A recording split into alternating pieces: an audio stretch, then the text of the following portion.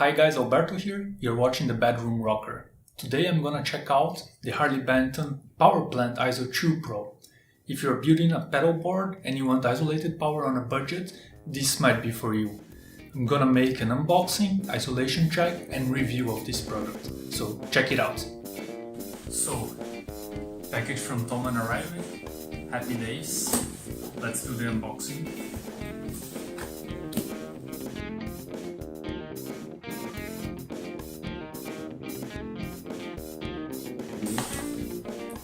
So, as usual, much more bolts than products.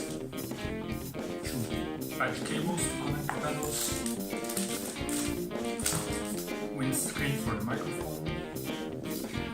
And here we have the ISO-2.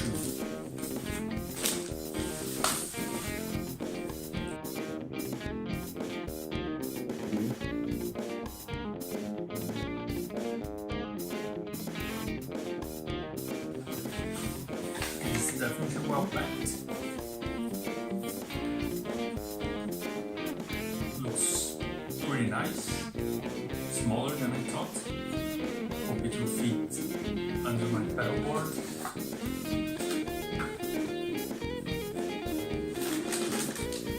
Power supply.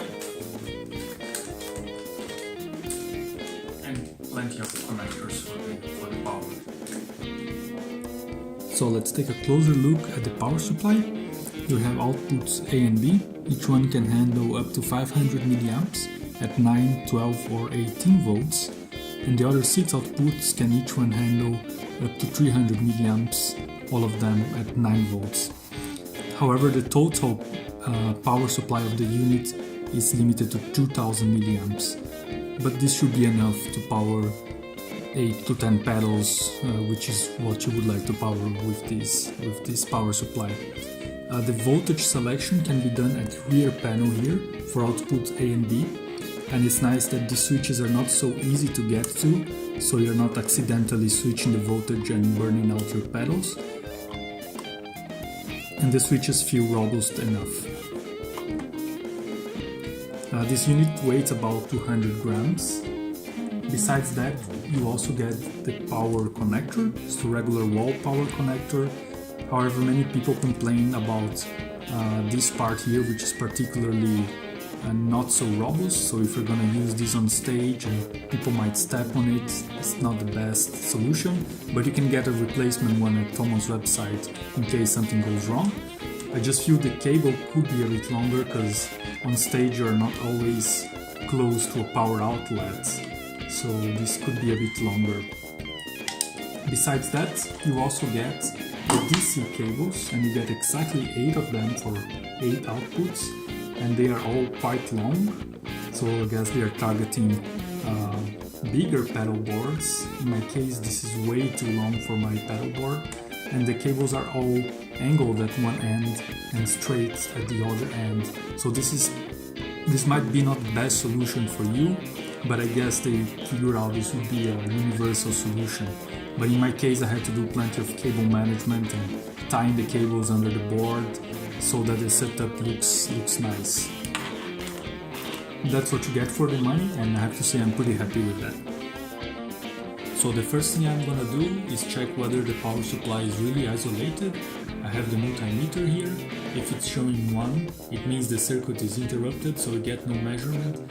If I touch the 2 probes, you see that we get some resistance measurement there. First, I'm gonna measure a regular daisy chain, which should not be isolated. So I'm gonna measure the resistance between 2 of the outputs of the daisy chain. So you can see there's a resistance there, meaning there's a continuity in the circuit, and this may lead to digital noise leaking from one pedal to the other via the daisy chain, via the power supply, and that is why we want an isolated power supply. Let's see if the Harley Benton Power Plant ISO-2 Pro is really isolated now. So as you can see, we get here no measurement, so the circuit is interrupted. I have here the two higher voltage, higher current outputs. Let's see if they are isolated from the lower voltage outputs, and that is the case. Let's check if the 9-volt outputs are all isolated from one another, and that also looks good. And finally, if also the input is isolated from the output, and that looks good. So we have an isolated power supply. So I play mostly through small pedal board. This board can fit maybe 6-7 pedals, and before I was using a daisy chain which could only power 5 pedals, so I wanted an upgrade. This year also I'm getting plenty of gigs, so I wanted to upgrade it to something more professional, such an isolated power supply, and that's why I ended up getting the Harley Benton, the ISO-2 Pro. So I have used this for about 2 months now. I'm pretty happy with it. I've done 1 gig and plenty of rehearsals with it, haven't had any issue. I feel the only downside is that it doesn't really fit under this pedal board. This is the Harley Benton Spaceship 50C, by the way, so I had to do some modifications to the board in able to fit the power supply underneath it, and I'm gonna make a separate video on how to make that. But besides that, this power supply costs 70 euros. Haven't had any noise or any problem with it. It weighs only 200 grams, so it was a great solution and I cannot recommend it enough. If you like this video, don't forget to give it a like. If you want to see more guitar and gear related content, don't forget to subscribe to my channel. Cheers!